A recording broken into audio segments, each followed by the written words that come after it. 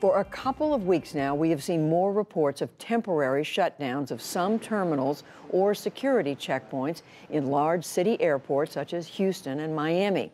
There have also been reports of growing security lines periodically and a rising percentage of TSA workers calling in sick. But on Wednesday, the unions that represent pilots, flight attendants, and air traffic controllers issued a joint letter warning that the prolonged government shutdown is threatening air traffic safety. They spoke at Reagan National Airport today, and they were joined by Senator Mark Warner, a Democrat from Virginia. There are 6,300 projects going on at airports around the country, many of them safety related, that have all been stalled by the shutdown. And when the shutdown ends, it's not like you can immediately the day after get back to normal. It will take a 45 to 60 day delay, even after the shutdown, to really get us back on these safety projects to business as usual. Air traffic controllers have been working without pay now for over a month. Some have been forced to work overtime, sometimes 6 days a week. Trish Gilbert is Executive Vice President of the National Air Traffic Controllers Association. She joins me now from New York. Ms. Gilbert, thank you very much for joining us. Across the board, how have air traffic controllers been affected by this shutdown?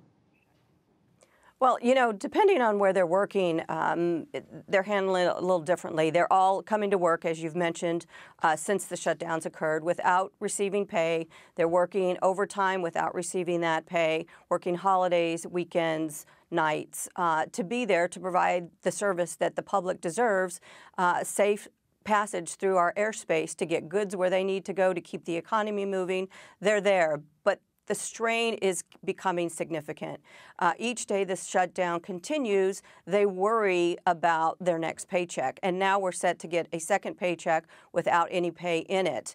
And it's not just about the pay. It's the fact that they don't know how long this is going to occur. So now a job where you need to be focused 100% of the time on making sure planes don't hit each other, they're worried about the length of the shutdown and whether they'll have to find other employment, whether they'll have to take jobs before or after their shift, which could add more stress and fatigue to the work environment. Some are already doing that.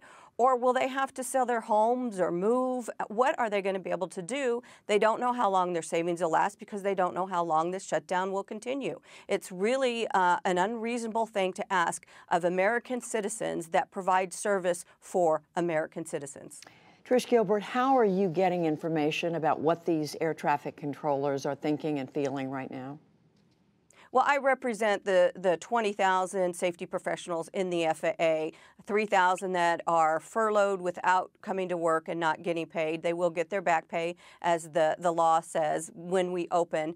But I represent many air traffic controllers along with some other aviation safety professionals that are coming to work, as we previously mentioned, and they are writing me letters, notes. I've taken phone calls. I was an air traffic controller for 21 years in Houston, Texas, before I was elected into this position, so I know them very well, and I see them in pain. They're heartbroken that the system that they hold and safeguard, they hold so dear to them, and they safeguard the people that fly through it, is strained, and it's unraveling. The safety components that are so critical to our system are being stripped away each and every day, and they're watching it happen, and they're upset about this. They feel like there's nothing they can do. They are leafleting at airports. They've come to D.C. on a day off, if they could, on a day off when they have it, to talk to their elected representatives.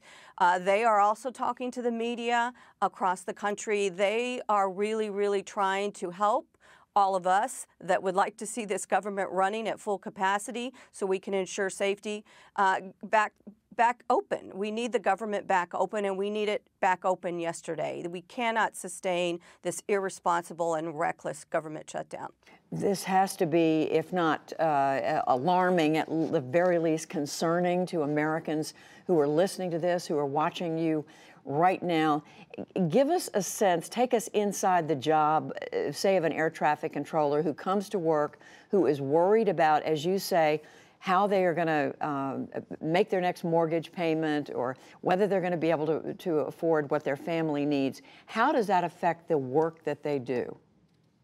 So they're already working very long hours because we are at a 30-year low of fully certified air traffic controllers.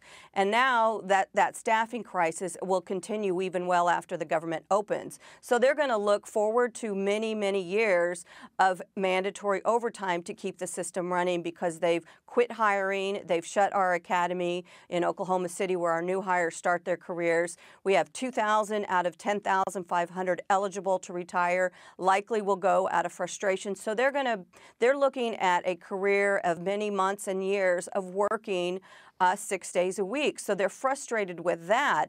So they come into the profession that they love, but nobody wants to work that long forever and ever. They need to get some relief.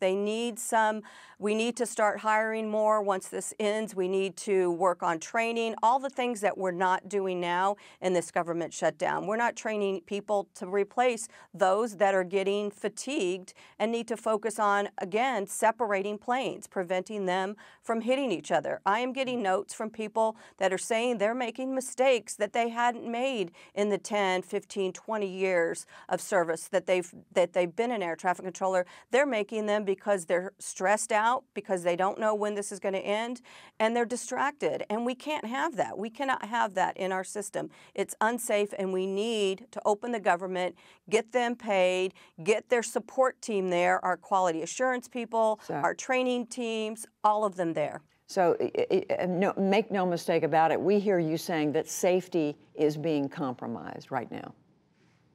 I think we are less safe than we were a month ago. Absolutely. There are less processes in place. We report safety incidents like we always have in the last several decades, or the last decade, but nothing's happening with those reports. There's the people that would take action and mitigate that risk that's being reported by the frontline workforce are furloughed. So we're not seeing that occur. We're seeing maintenance of the infrastructure, our radars and our technology not being maintained at the level that it is when we're open.